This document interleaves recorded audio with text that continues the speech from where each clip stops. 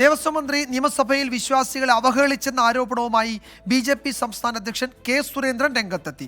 ദർശനം നടത്താതെ മാല ഊരി തീർത്ഥാടകർ തിരികെ പോയത് മറ്റു വഴിയില്ലാത്തതിനാലാണെന്നും കെ. സുരേന്ദ്രൻ പറഞ്ഞു.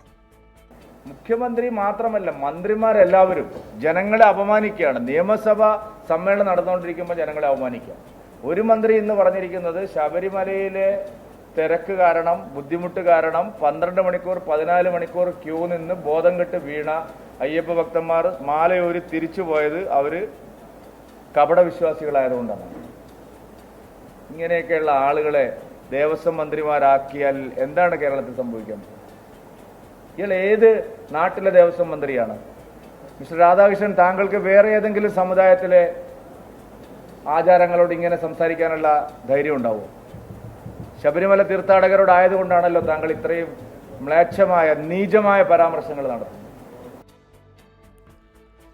വി ജയശങ്കർ തിരുവനന്തപുരത്ത് നിന്ന് കൂടുതൽ വിവരങ്ങൾ നൽകും. ജയശങ്കർ, ഈ ശബരിമല വിഷയം ഇന്ന് നിയമസഭയിൽ ഉന്നയിക്കാനിടയായ സാഹചര്യം എന്തായിരുന്നു? പ്രതിപക്ഷത്തിന്റെ ചോദ്യത്തിന് മന്ത്രി മറുപടി പറയുകയായിരുന്നു.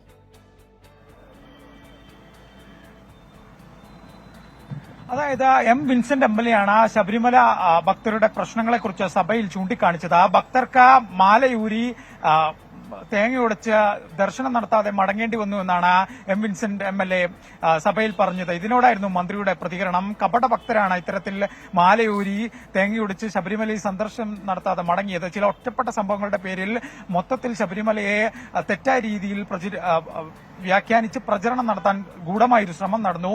സാമൂഹ്യ മാധ്യമങ്ങളിൽ ഉൾപ്പെടെ ഇത്തരത്തിലുള്ള ശ്രമം സംഭവിച്ചു. ഇതിനെതിരെയെല്ലാം പോലീസ് കേസെടുത്തിട്ടുണ്ട്. ഒപ്പം ശബരിമല തിരക്കുമായി ബന്ധപ്പെട്ട് പോലീസിന്റെ കൃത്യമായ ഒരു ഇടപെടലുകൾ കൊണ്ടാണ് ഈ ഒരു തിരക്ക് നിയന്ത്രിക്കാനായത്.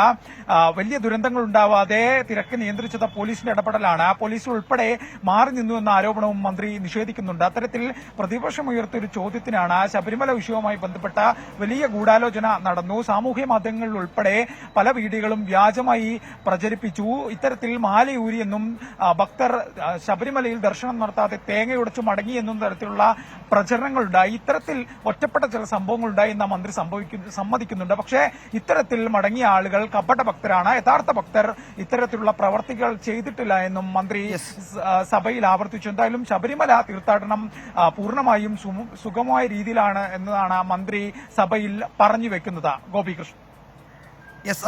വി ജയശങ്കറാണ് വിവരങ്ങൾ നൽകിയത് തിരുവനന്തപുരത്ത് നിന്ന്.